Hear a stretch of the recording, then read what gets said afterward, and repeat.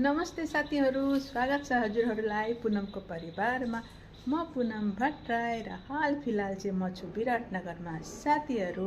र अहिले चाहिँ म विराटनगरको आफ्नो निजी निवासबाट भिडियो स्टार्ट गर्दैछु साथीहरू। र आजको भिडियो चाहिँ मैले स्टार्ट गर्नुको कारण चाहिँ आज चाहिँ म केही अनौठो चिज गर्न लागेको छु है साथीहरू। तर मेरो लागि चाहिँ यो चिज एकदमै अनौठो र मुस्किल हो अनि हजुरहरूलाई पनि देखाउँ भनेर चाहिँ मैले यो भिडियो बनाएको साथीहरू। तर हजुरहरूको लागि त यो कुरा एकदम इजी हो, तर मेरो लागि चाहिँ एकदमै मुस्किल पहाडै तोड्नु जस्तो भएको छ। र चाहिँ यहाँ चाहिँ मैले लिएर आएको छु साथीहरू। हेर्नु न, यहाँ चाहिँ हो दुधको तर। यो चाहिँ ठ्याक्क आधा लिटरको दहीको डब्बामा मैले 3 डब्बा, हेर्दा चाहिँ कस्तो आइसक्रिम जस्तो देखेको छ नि, तर यो चाहिँ हो दुधको तर 1.5 लिटर छ साथीहरू। अब म हजुरहरूलाई सुनाउँछु यसको कहानी। यो चाहिँ मैले अब ठ्याक्क 1.5 महिना जति भयो जम्मा पारेर राखेको साथीहरू। अनि घिउ बनाउन, अनि मेरो छोरीले मेरो बहिनीले चाहिँ एकदमै इजी हुन्छ, के छ मुस्किल भन्छन्। उनीहरूको लागि त यो कुरा मुस्किल होइन, तर मेरो लागि चाहिँ साह्रै मुस्किलको कुरा भइरहेको छ क्या साथीहरू।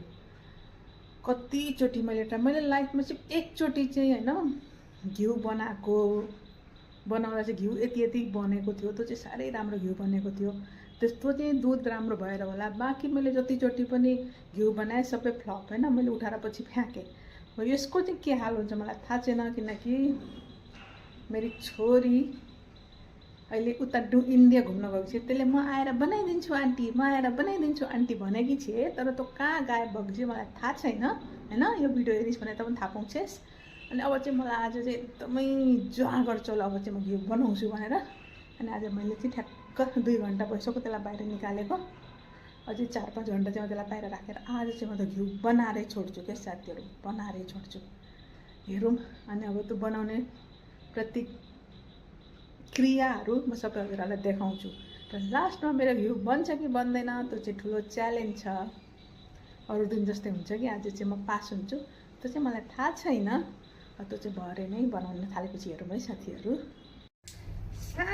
अनि म चाहिँ अब आइसकेँ बन्दाकोपी अनि प्याजहरू लिएर। अब मलाई चाहिँ बसी एकदम मुड चलेको आज, खै मलाई एकदम मुड चलेको छ क्या। अनि म चाहिँ एकदमै काम गर्ने मान्छेमा चाहिँ पर्दिनँ, तर मुड चलेपछि चाहिँ चलो। त्यही भएर म चाहिँ अब यहाँ बन्दाकोपी अनि प्याजको चाहिँ अब पकौडी बनाउनु पर्यो भनेर चाहिँ यसरी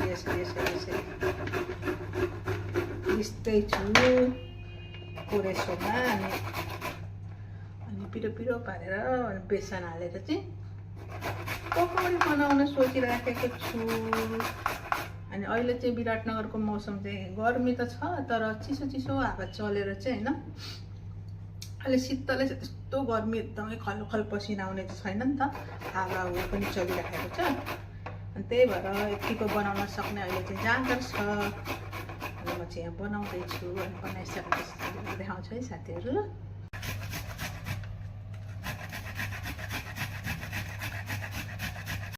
मैले चाहिँ यतिको बनाइसकेको छु।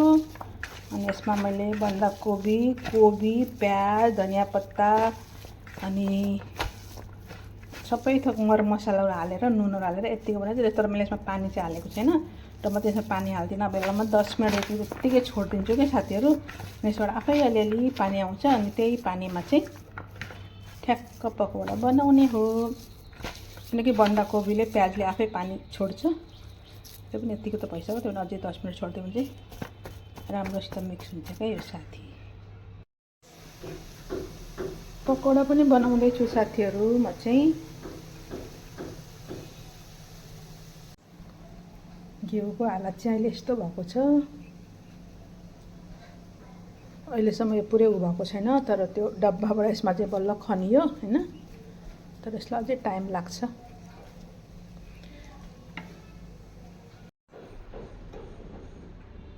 अनि पकौडी पनि बनाइसकेँ मैले होइन। अनि अहिले चाहिँ दिउँसोको ठ्याक्कै नास्ता भयो क्या साथीहरू। 2:30-3 भयो नि त। अनि घरमा चाहिँ कोही छैन, म एक्लै छु। अनि मैले चाहिँ पकाएर खाएँ। बुढा र छोरालाई चाहिँ राखिदिएको छु। अनि त्यो घिउ बनाउन चाहिँ टाइम नै लाग्दैछ। अब म त चाहिँ बेलुका मात्रै बनाउँछु। बेलुका 7 बजीतिर बनायो भने चाहिँ ठिक्क हुन्छ क्या। त्यो तर अहिले राम्रोसँग हुनै भएको छैन। अनि त्यो एउटा त्यो ब्लेन्डर जस्तो हुन्छ नि, भर्र गर्ने, त्यस्तोले बनाउँदा चाहिँ सजिलो हुन्छ भनिरहेको छ क्या मेरो बहिनीले। अनि बजार जाने काम पनि छ नि, एउटा ल्याउनु पनि पऱ्यो। मलाई लिन पनि मन लागिरहेको छ, सोचिरहेको थिएँ। अनि ल्याइन भने चाहिँ अनि म मिक्सरमा बनाउँछु। त्यसमा चाहिँ साथी कस्तो टोके मासु खान पाइन्छ कि क्या। यस्तै छ साथीहरू, अब के बनाउने होइन। अब त्यस्तो जान्ने छैन म। अब त्यो कन्टेन्टहरू अनि अब जे छ आफ्नो जस्तो छ आफ्नो घरमा जे त्यही नै देखाइरहेको छु। हजुरहरूलाई मन पऱ्यो भने चाहिँ प्लिज साथ सपोर्ट दिनु होला मेरो च्यानललाई। यस्तै त हो, अब गर्न मन लागेको चिज चाहिँ गर्नुपर्छ जस्तो लाग्न थालेको छ क्या मलाई पनि। अनि मलाई चाहिँ यसमा खुसी मिल्छ के। फेरि भिडियोहरू बनाउँदा चाहिँ म एक्लो फिल गर्दिनँ, म आफ्नै घरभित्रै रमाइरहेको हुन्छु। अनि मलाई मनपर्छ। मनपर्ने कुरा त गर्नु पऱ्यो होइन। आफूलाई त मान्छेले ठिक राख्नु पऱ्यो नि त भन्दै। अनि यस्तो पकौडी पकाएर खानु होला है साथीहरू, कस्तो मिठो। मलाई चाहिँ मुरीसित खान मन लागेको थियो, तर मुरी नै सिद्धिएको रहेछ। म चाहिँ यति खाइदिएँ साथीहरू।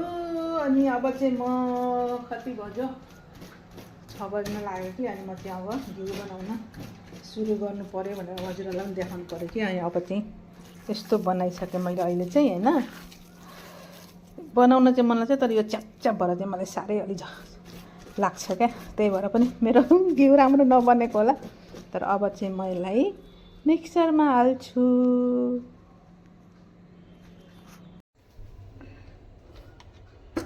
यसरी मिक्सरमा हालेँ। अनि नर्मल पानी हाल्नु भनेर देखाएको थियो। म चाहिँ त्यही गर्दैछु साथीहरू। अनि अब यसलाई घुर्रा पार्नु पर्ने रे।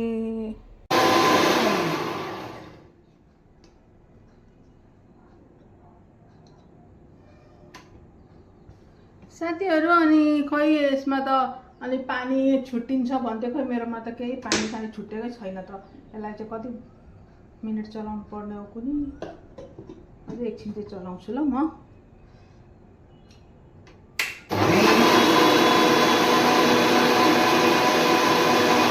साथीहरू अब त्यसलाई घुर्रा पार्नुपर्ने, उडेर सबै मतिर आयो भने छैन, कस्तो डर पनि लागिरहेको छ। त्यही पनि अब म चाहिँ युट्युब हेरेर गरिरहेको छु कि हो होइन। अब पहिले चाहिँ मैले जब लास्ट मोमेन्टमा गएर सबै फ्यालिदिएको थिएँ नि त। अनि योचोटि चाहिँ नफ्याल्नु परोस् होइन, राम्रो बनोस् भनेर अब हेरौँ।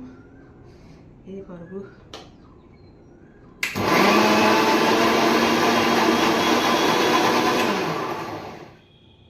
डर पनि लाग्छ क्या फेरि सबै उड्यो भने। साथीहरू अनि पानी एकातिर मलाई एकातिर हुन्छ भनेर खै मेरो त हुँदैन। अनि यही भएर चाहिँ मलाई अलिक डर लागेको छ क्या। पहिले पनि फ्लप नै भएको छ। हेर्नु न, मान्छेको त यस्तो डल्लो देखिन्छ नि त, तर मेरो चाहिँ किन देखिँदैन। त्यही पनि म ट्राई चाहिँ गरिरहेको छु। गाइस यति मलाई चाहिँ निक्लेको छ होइन। अनि यति पानी, अनि अब यति बाँकी छ, यतिसम्म अलिकति छ। म चाहिँ गर्दैछु आफ्नो तर्फबाट पुरा कोसिस चाहिँ गरिरहेको छु। यति चाहिँ निक्लिन चाहिँ निक्लियो। अब हेरौँ गाइस। अनि यो चाहिँ यस्तो सेलरोटी बनाउँदा पिठो छान्छ नि, त्यसरी छान्दा गरेर पानी नआओस् भनेर गरेको। अब चाहिँ आउँदैन होला। यस्तो नरम भएको छ।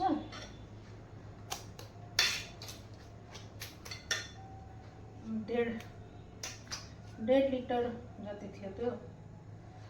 मजाले बन्द रहेछ हौ। अब यसको घिउ चाहिँ कति बन्ने हो त।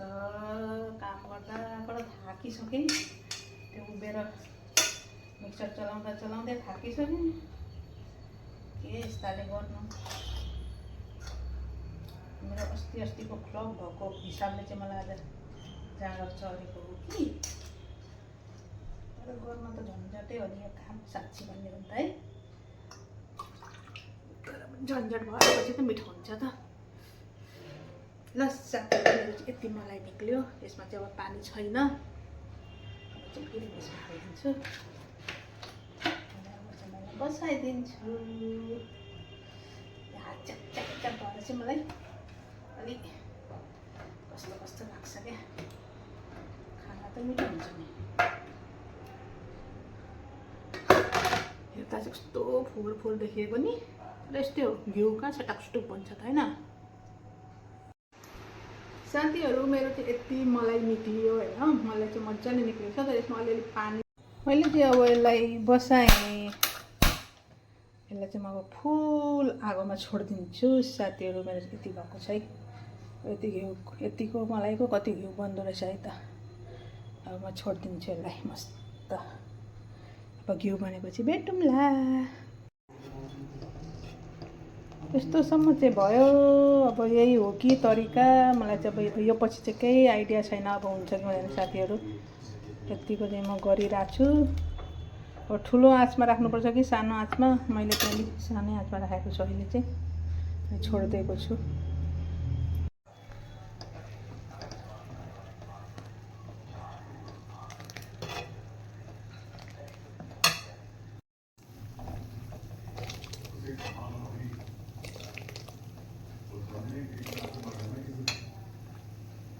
सो गाइज फाइनली मेरो घिउ चाहिँ रेडी भइसक्यो। अनि मैले चाहिँ अब यो डब्बामा हाल्छु। तर कता कता अलिक तातो जस्तो लाग्यो, त्यही भएर हेर्नुहोस् त 1.5 लिटर तर्को यति घिउ भने मलाई जस्तै कालो भएर डढेको मनपर्छ क्या। अनि कस्तो मिठो बास्ना आइरहेछ। ल है साथी, कोसिस गर्दा हुने रहेछ। मैले चाहिँ पहिला चाहिँ मेरो बिग्रेको चाहिँ मैले आफैले नजानेर रहेछ। अब चाहिँ यसमा खनाएर राख्छु एकछिनपछि। अहिले चाहिँ अलिकति तातो छ है त साथीहरू। हजुरहरू पनि बनाउनु, हजुरहरूलाई त सबैलाई त आउँछ होला, मलाई नै नआएको, तर फाइनली मलाई पनि आयो। थ्याङ्क यू सो मच साथीहरू। ल साथीहरू फाइनली मेरो चाहिँ घिउ रेडी भइसकेको छ। अनि अब चाहिँ सेलाइसक्यो। अब चाहिँ म यसलाई बोतलमा हाल्छु। यस्तो मग शुद्ध घिउ हो नि त यो, आफूले घरमा बनाएको। यस्तो मिठो बास्ना आएको छ। मलाई चाहिँ यो बिलौती चाहिँ यस्तरी अलिअलि जलेको मनपर्छ क्या, त्यही भएर।